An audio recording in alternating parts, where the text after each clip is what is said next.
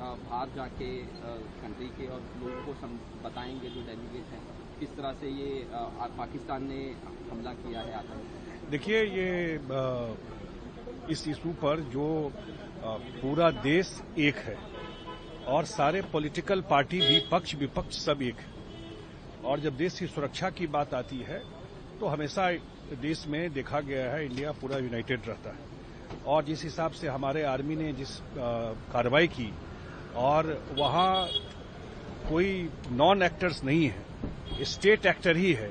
पाकिस्तान ही promote करता है terrorism को, अब दुनिया के लोग जानते हैं और जब अब इसका फुटेज आ रहा है जिस तरह हमारे आर्मी ने उनके टेरर कैंप को बहावलपुर तक उड़ाया है जहां से वो ट्रेनिंग देते थे, फंडिंग करते थे और टेररिस्ट को भेजते थे।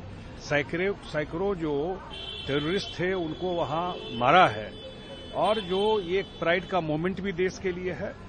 लेकिन आजकल प्रोपेगेंडा भी, फेक न्यूज भी चलाने का आपने देखा होगा कि जब चल रहा था ऑपरेशन लोगों चलाने का कोशिश किया गया।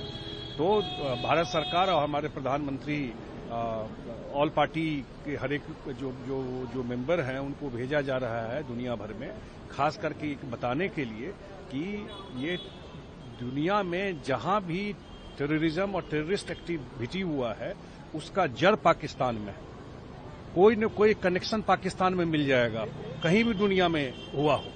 तो दुनिया को बताने के लिए कि स्टेट स्पॉन्सर्ड टेररिज्म चल रहा है, प्रूफ के साथ है और वो जो एक फेक नैरेटिव बनाता है और लोन ले लेता है, पैसा ले लेता है, वो सब पैसा यूज करता है टेररिस्ट को बढ़ाने में ही। इसी के लिए हम लोग जाएंगे और जो देश की बात है या जो घटना हुई है सारा बात वहां जा करके बताना और ये जो एक फेक नैरेटिव चल रहा है उसको भी खत्म करना, ये एक उद्देश्य है। सर यहाँ आज हमारे प्रधानमंत्री जी की दूरगामी सोच है कि भारत ने आतंकवाद को एक प्रभावी जवाब दिया और दुनिया को बताना कि आतंकवाद एक बहुत बड़ा नासूर है, दुनिया को खड़ा होना है।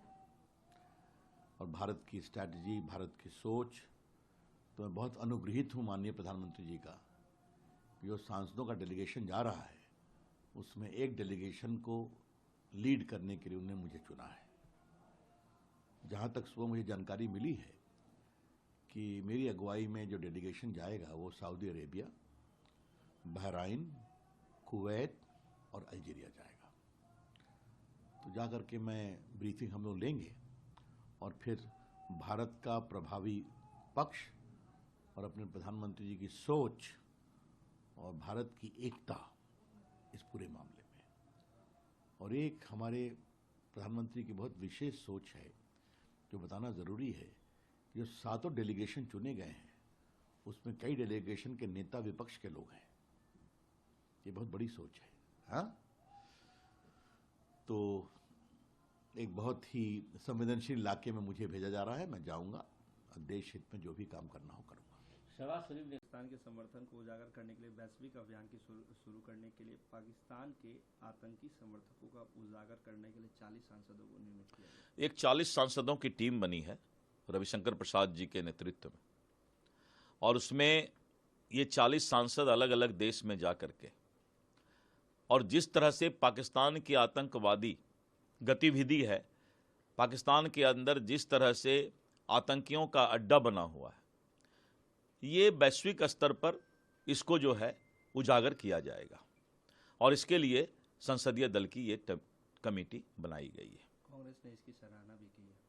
अच्छी बात है। कांग्रेस का इधर जो 3-4 महीना से मैं देख रहा हूं कि कांग्रेस कुछ स्तर पर इस बात पर समर्थन कर रही है और ये अच्छा संदेश है कि इस देश के सभी दल देश के सुरक्षा के मामले में एक रहें।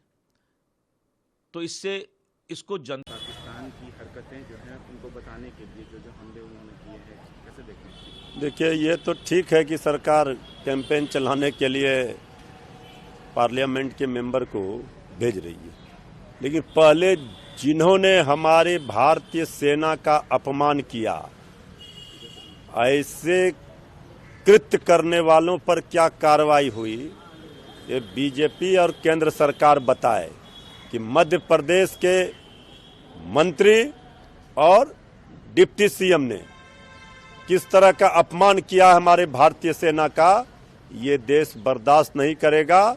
और अभी तक बर्खास्तगी नहीं हो रही है, गिरफ्तारी नहीं हो रही है।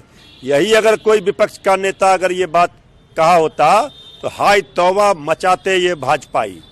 बताए बीजेपी को खुली चुनौती है कि ये देश की सेना जिनके शौर्य पराक्रम और वीरता को पूरा दुनिया ने देखा है, उसका अपमान भारतीय जनता पार्टी की सरकार, मध्य प्रदेश के मंत्री और उप मुख्यमंत्री ने किया है। ये कौन सा चेहरा है बीजेपी का?